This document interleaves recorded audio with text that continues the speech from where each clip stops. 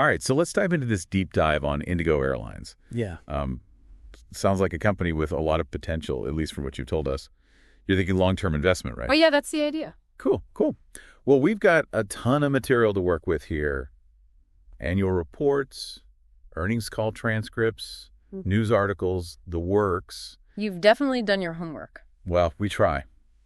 So before we get lost in the numbers, maybe you can give us the big picture. What's the Indian aviation market looking like these days? Well, it's booming, to put it simply. The Indian aviation market is absolutely exploding right now. Exploding, huh? Sounds exciting. It is. Think about it. You have the world's largest and youngest workforce. Right. An economy that's on track to become the third largest globally. Wow. And this massive surge in demand for air travel, especially domestic travel. Okay, so all the ingredients for a high-growth industry. And Indigo is right in the thick of it, it seems. Absolutely. They seem to be capitalizing on this growth really well. Yeah, I was glancing through their annual report, and they're aiming for 1,000 regional routes. Ambitious, right? Yeah, 1,000. Plus, they placed this gigantic order for 500 new aircraft. Yeah, I saw that too. They're not messing around. No, they're not. Yeah. So to really understand Indigo's potential, we need to understand this whole Indian aviation boom. What are the big factors driving this explosive growth you mentioned?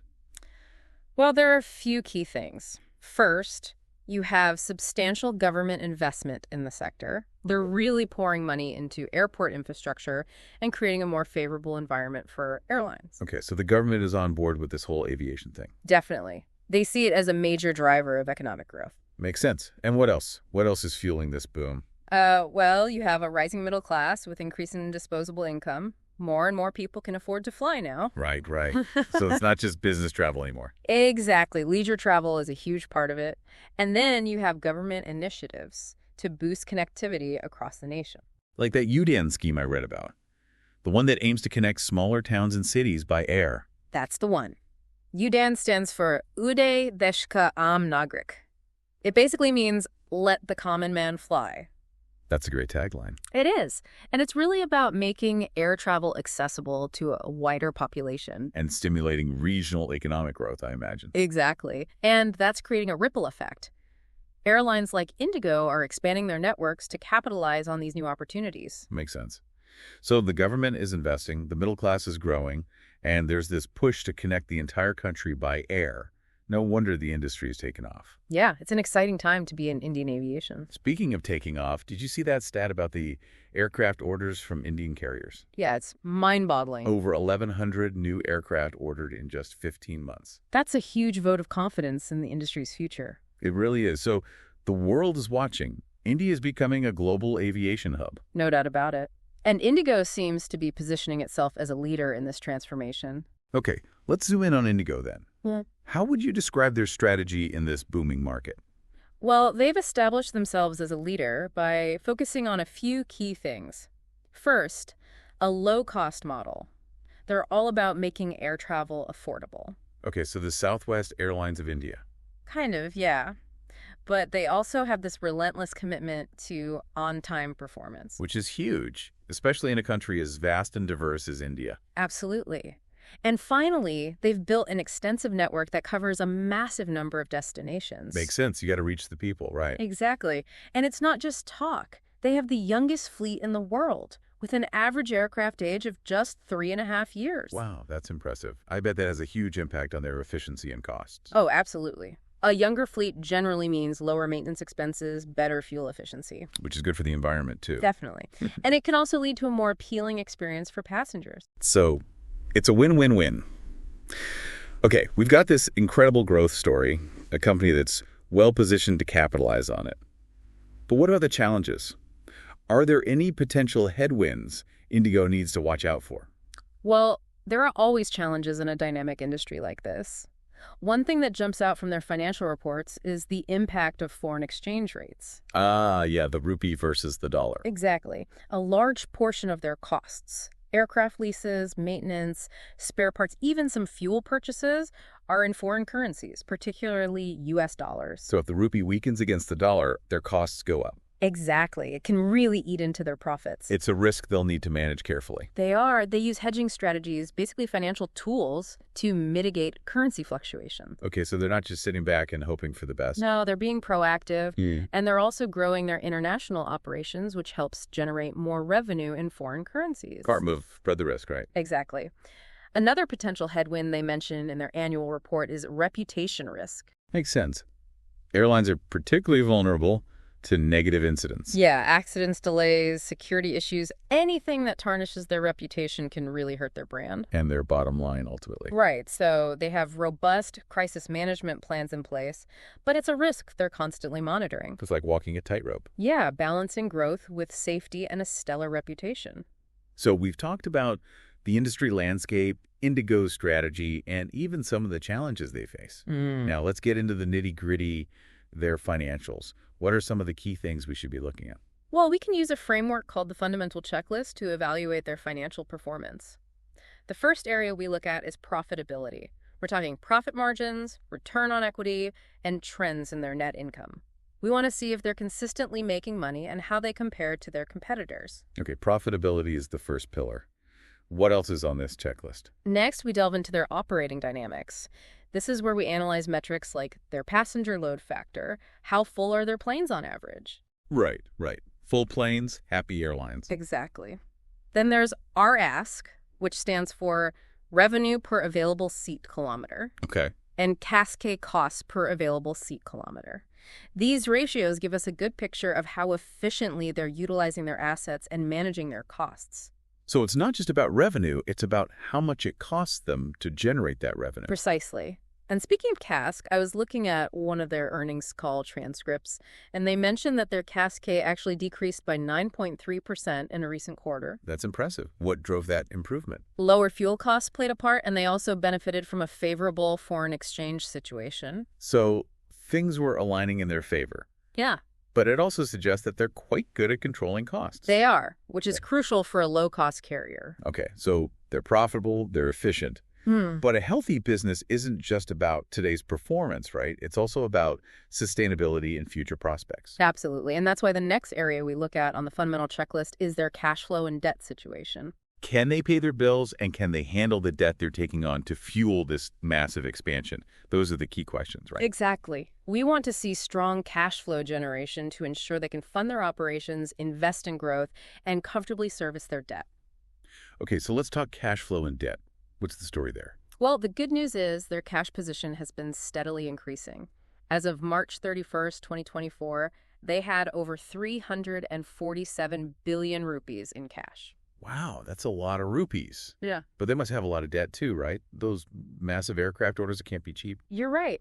Their total debt, including lease liabilities, was around 512 billion rupees. Okay, so quite a bit of debt, but also a healthy cash reserve. Exactly. And what matters most is their ability to manage that debt. Their robust cash flow and consistent profitability give us confidence that they can handle their financial obligations. So they're not overextended. Not at this point. Now, the final item on our fundamental checklist is growth potential. They have these ambitious plans, but are they realistic? How are they going to finance that growth? And what challenges might they face along the way? It all ties back to understanding the broader Indian aviation market, doesn't it? Absolutely. Indigo's future is intertwined with the growth of the market itself. So we need to dig into those market projections and see if they support Indigo's ambitious goals. Okay, so we've covered profitability, operating efficiency, cash flow and debt, and growth potential. All crucial aspects of their financial health. But there's another piece of the puzzle, right? The people at the helm, the management team. Right. How can we gauge their quality and their confidence in Indigo's future? That's a critical question for any potential investor. Absolutely. Yeah. So how do we assess these folks? What should we be looking for? Well, this is where those annual reports and earnings call transcripts become really insightful.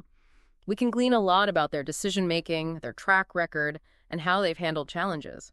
We can even use a management checklist to systematically assess their leadership. I love a good checklist. What's on this management checklist? First, we look at how they handle negative news.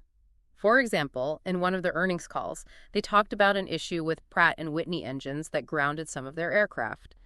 Did they acknowledge the problem? Were they transparent about their plan to address it? That's a good test of their accountability. How did they handle that situation? They were very transparent about the problem, communicated their mitigation plans clearly, and worked actively with Pratt & Whitney to find solutions. So no sweeping it under the rug. Nope, they owned it, which is a good sign. Next, we examine their focus on cash flow generation. Are they prioritizing strong cash flow? Are they making smart investments for future growth? Right, it's a balancing act. Invest for tomorrow while keeping the lights on today. Exactly. And then we assess their discipline. Are they good at controlling costs? Are they avoiding unnecessary expenses? We talked about that impressive CCASK reduction earlier, so it seems like they're already doing a good job on that front. They are. Indigo's management has a reputation for being very disciplined. Which is reassuring. It is.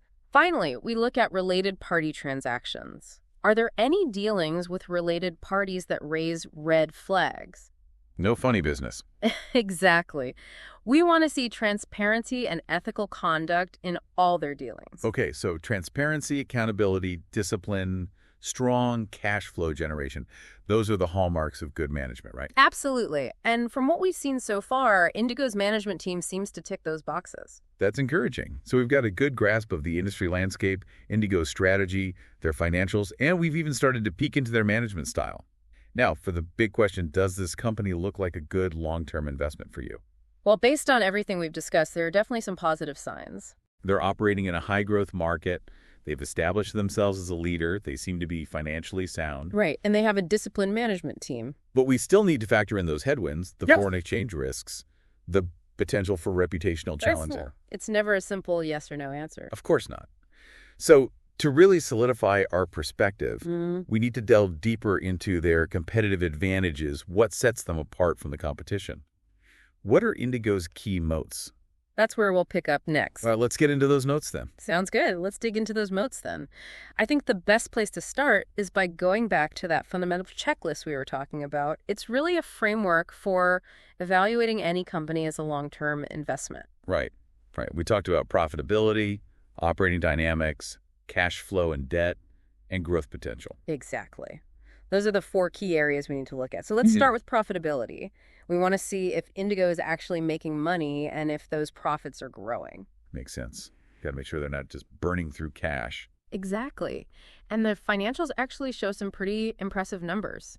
Their FY24 financials show a net profit of 81 billion rupees. 81 billion. That's a huge jump from the previous year, right? It is. They went from a net loss in FY23 to this massive profit in FY24.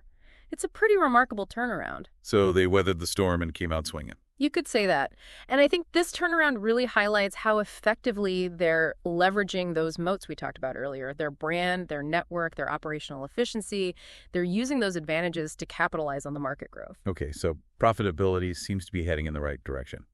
What's next on our fundamental checklist? Next up are those operating dynamics, those efficiency metrics we were discussing. Right. How full are their planes?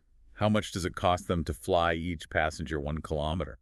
We're basically looking for signs that they're running a tight ship. Right? Exactly. And the numbers here are pretty encouraging. Their passenger load factor has consistently been above 80%. So their planes are usually packed. Pretty much.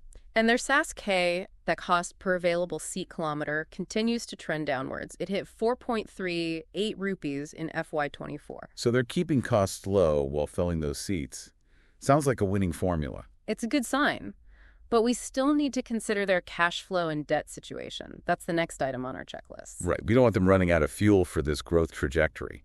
We need to make sure they can handle their debt and keep investing in their future. Absolutely. And the good news is that their cash position has been steadily increasing. As of March 31st, 2024, they had over 347 billion rupees in cash. That's a pretty sizable war chest. But they must have a lot of debt too, right? All those new aircraft can't be cheap. You're right. Their total debt, including lease liabilities, was around 512 billion rupees. But what matters most is their ability to manage that debt. So can they handle it? Based on their current cash flow and profitability, I'd say yes. They seem to be managing their debt quite well. Okay, so that's a big check mark in the responsible management column. What's the final item on our fundamental checklist? The last item, but certainly not least, is growth potential. We need to consider both Indigo's internal plans and the broader market outlook. Right. They've made it pretty clear that they're aiming for aggressive expansion. But is the market really big enough to support those ambitions? Well, all projections suggest that the Indian aviation market will continue its rapid growth, and Indigo is well positioned to capture a significant share of that growth. But, of course, there are always challenges to consider. Competition is heating up, regulations can change, and there's always the possibility of economic slowdowns. So it's not a guaranteed smooth ride. Exactly. But based on their track record, their management team seems capable of adapting and overcoming those challenges. Speaking of management, we talked about that management checklist earlier. Can we apply that now to get a better sense of their leadership and their confidence in Indigo's future? Absolutely. Let's start with how they handle negative news. Remember that issue with the Pratt & Whitney engines we mentioned before? That was a significant setback. They had to ground some of their aircraft. Yeah, that must have been a logistical nightmare and a PR headache. It was. But what's impressive is that they didn't try to downplay the issue. They were very transparent about the problem, communicated their mitigation plans clearly, and worked proactively with Pratt & Whitney to find solutions. So they took ownership of the situation and were upfront about it. Exactly. Which is what you want to see from a management team. Transparency builds trust. Okay, what's next on our management checklist? Next, we look at their focus on cash flow generation. We've already touched on this, but it's worth emphasizing. Are they prioritizing strong cash flow? Are they making smart investments for future growth? Right. It's that balancing act again. Invest for tomorrow while keeping the lights on today. How does Indigo's management stack up on this one? They seem to be doing very well in this area. They've consistently demonstrated a focus on generating strong cash flow. They're disciplined in their spending, they manage their working capital efficiently, and they make strategic investments that are aligned with their long-term objectives. So, no reckless spending sprees. Not that we've seen. They seem to be very prudent with their capital. And that brings us to the next item on our checklist discipline. Are they demonstrating good cost control? Are they avoiding unnecessary expenses? Well, we talked about their impressive CKSK reduction, so it seems like they're already on top of that. They are. Indigo's management has a well-deserved reputation for being very disciplined, both operationally and financially. Which is reassuring for potential investors. Definitely. And it's reflected in those innovative cost-saving measures we discussed earlier, the solar-powered baggage loaders, the single-engine taxiing. They're really thinking outside the box to improve efficiency and save money. So they're being financially savvy and environmentally conscious. I like it. Me too. And that brings us to the final point on our management checklist related party transactions. Yes, the no funny business clause. Exactly. We want to make sure there are no conflicts of interest or unethical dealings going on. So how does Indigo fare in this department? Well, their annual reports and other disclosures provide detailed information on related party transactions. They outline the nature of the relationships and the terms of the dealings. This level of transparency is a good sign. It helps to ensure accountability and mitigate potential conflicts of interest. Okay, so they're being open and honest about their dealings with related parties. That's reassuring. Based on our management checklist, it seems like Indigo has a pretty solid team at the helm. I'd agree. They appear to be a capable and experienced team with a clear vision for the company's future. They've navigated challenges effectively, they're focused on generating strong cash flow, they're disciplined in their spending, and they're transparent in their dealings. All good signs. All right, let's shift our focus back to Indigo's ambitious goal of expanding their regional connectivity. They want to operationalize 1,000 regional routes, which is a huge undertaking. What's the latest on that initiative? They're steadily making progress. In FY24, they added 10 new domestic destinations and 7 international ones. So they're adding new dots to the map, connecting more and more places. How does this regional expansion fit into their overall growth strategy? It's a key part of their plan to tap into the immense potential of the Indian market. Many of these regional routes connect smaller cities and towns that are underserved by air travel. They're essentially opening up new frontiers. It's like they're bringing air travel to the masses. But scaling up operations to that extent must present some logistical and infrastructural challenges. How are they managing all that? It's definitely complex. They're investing in new aircraft, of course, but they're also working closely with airport authorities and government agencies to develop the necessary infrastructure. It's a collaborative effort to build a stronger aviation ecosystem in India. And the government's UDAN scheme is providing some support for this regional connectivity push, right? Exactly. The UDAN scheme provides financial incentives to airlines that operate on regional routes, making it more feasible to connect those underserved areas. It's a win-win for everyone involved, the airlines, the government, and most importantly, the people who now have access to affordable air travel. It's fascinating to see how this is all coming together. But even with all these positive developments, there are always risks to consider. What potential challenges could this regional expansion bring? Well, one key challenge is ensuring profitability on these new routes. Many regional airports have lower passenger volumes, so Indigo will need to manage costs very carefully and attract sufficient demand to make these routes financially viable. It's a delicate balancing act. Right, they can't just add roads for the sake of it. They need to make sure they can make money. What about competition? Are other airlines also vying for a piece of the regional market? Oh, absolutely. Competition is heating up, and other airlines are also recognizing the potential of these regional routes. Indigo will need to maintain its competitive edge, its operational efficiency, its strong brand, its extensive network to attract passengers on those less traveled routes. So it's a race to connect the dots and win over those regional travelers. But what about the environmental impact of all this? Expanding operations, especially with more flights to smaller cities, could increase their carbon footprint. How are they addressing that? That's a valid concern, and it's something that investors are increasingly paying attention to. Indigo has been implementing sustainability initiatives, investing in fuel-efficient aircraft, optimizing flight paths, exploring alternative fuels, but they'll need to continue these efforts and potentially ramp them up as they expand their regional operations. So it's about finding that sweet spot between growth, profitability, and environmental responsibility. Precisely.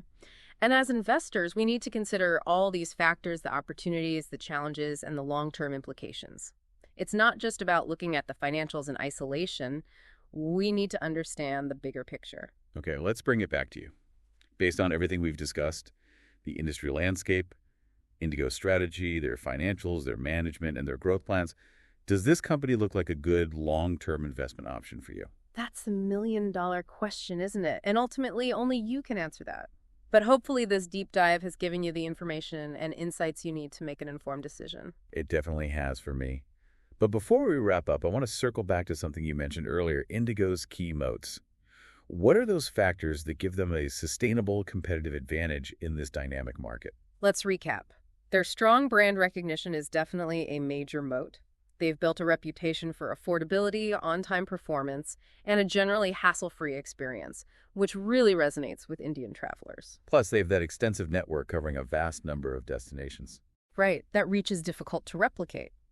And then there's their operational efficiency, driven by their young fleet and all those innovative cost-saving measures.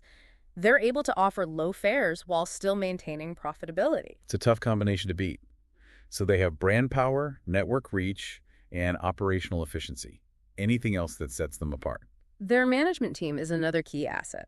We've already discussed their capabilities and their track record, but it's worth emphasizing that their leadership, their vision, and their ability to execute are crucial factors in Indigo's success.